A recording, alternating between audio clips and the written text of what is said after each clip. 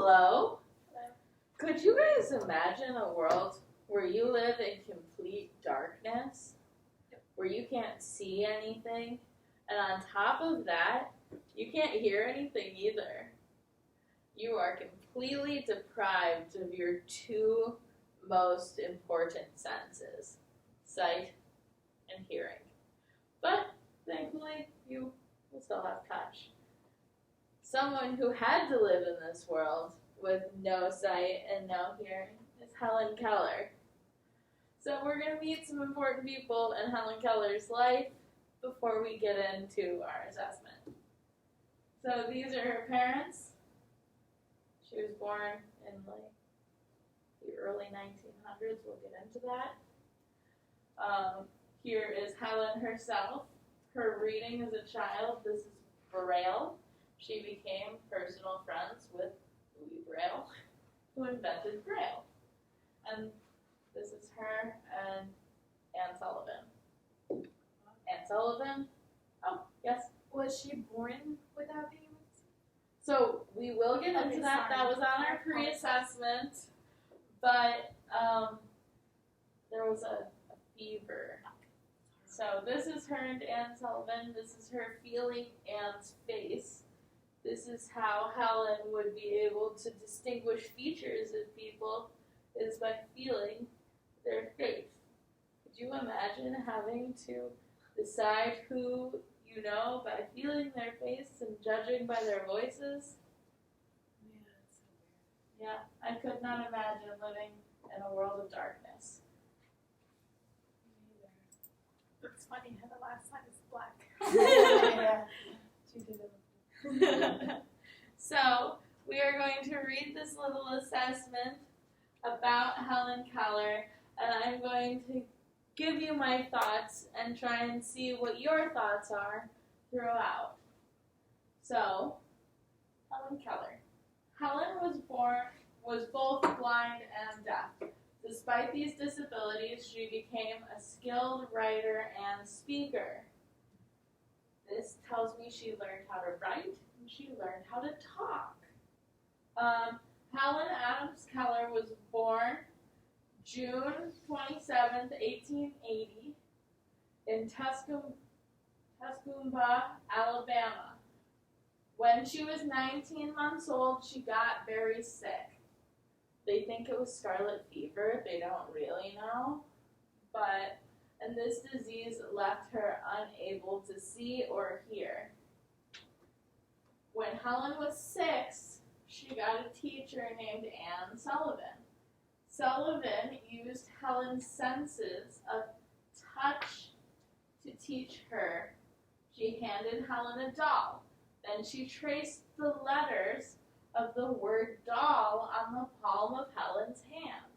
Could you imagine not even being able to really see what letters look like, being 19 months old when you got sick and having to learn doll by the feeling on your palm?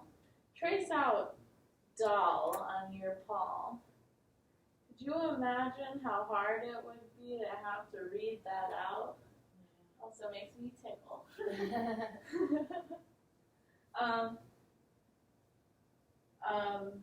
Helen guessed the connection between the letters and the object she was holding. She learned that the things had names.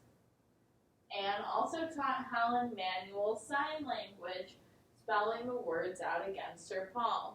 So she'd take your sign language letters and press them into Helen's palm so she could feel the letters instead of having to spell them out on her hand. With Sullivan's help, Helen made rapid progress. Soon she could read sentences by feeling raised words on cardboard. So it's basically like they would write out the word on cardboard and she'd feel out the letters. But soon she learned Braille. Braille is a special system of writing for the blind that uses raised dots instead of printed words. people read Braille using their fingertips. So with Braille, you have a box of 6 possible dots, and each of your 26 letters has its own unique combination of dots.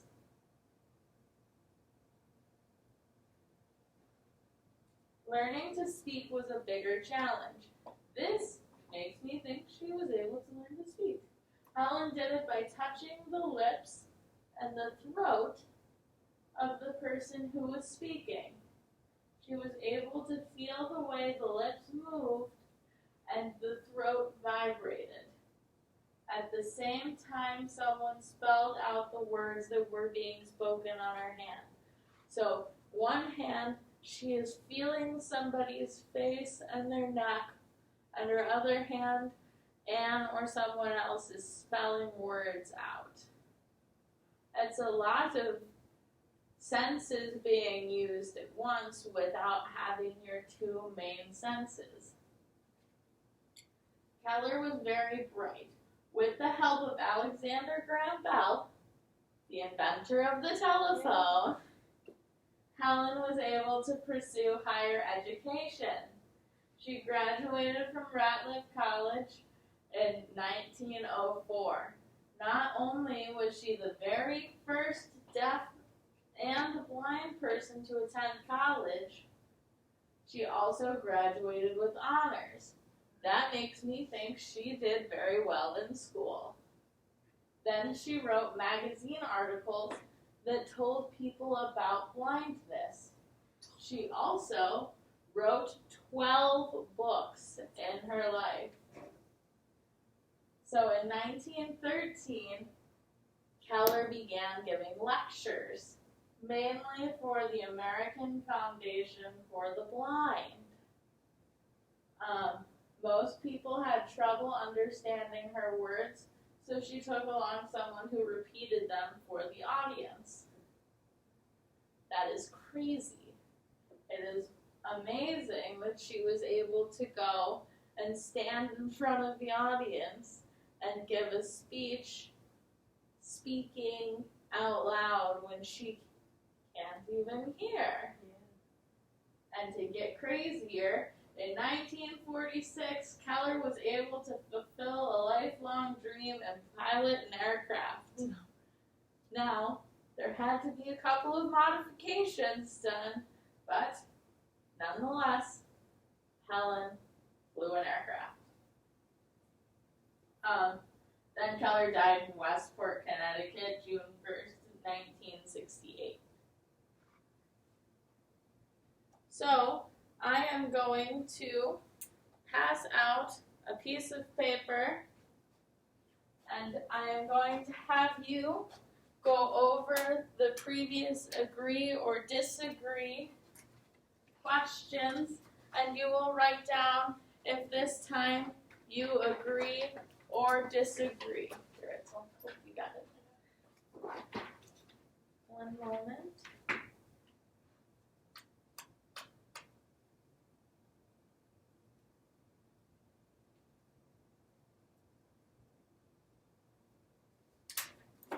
Just writing it, we're not actually showing you? No, you are just going to write agree, or you're just going to write an A or a D. Okay. Helen became deaf and blind because of an injury suffered in an auto accident. When Helen was making speeches, she spoke aloud to the audience. She was the first person with deafness and blindness to earn a college degree.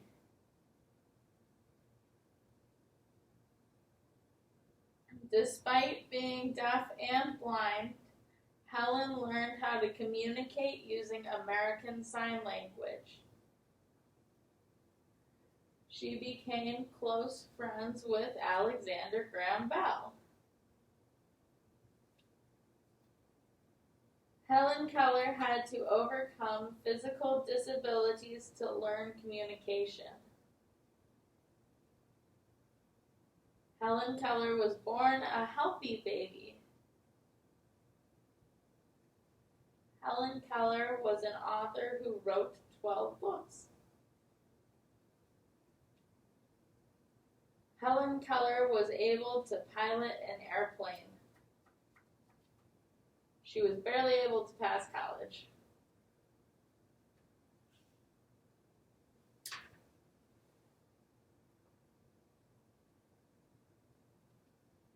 All right, now that we have gone over your assessment once again, I would like to ask you some questions about Helen. So, what do you think were some of Helen's major accomplishments? Am I just giving you one or all? Just one. Okay, she wrote 12 books. Do you have an accomplishment? Yes, she graduated with honors from college. And I would like to point out flying an airplane. Yeah. I do think that is absolutely amazing. Could you infer what Helen's life may have been like as a blind and deaf person? Really hard. She had to go the extra mile. Yes. I don't know, she made the most of it. Like, she seemed like she actually had a busy, full life.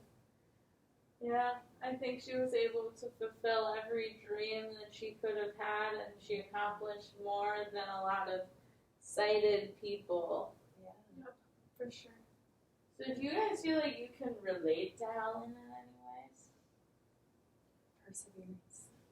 Yes. I can't relate, but she does inspire me to, like, if she can do it, I can do it, you know? Yeah, I definitely understand that. And I agree with perseverance. She definitely makes me feel like I have no excuses to not be doing things, you know? If Helen can do it, Miss Lavity can do it. Well, I hope you guys enjoy recess, and we will talk more about the fabulous Miss Keller later.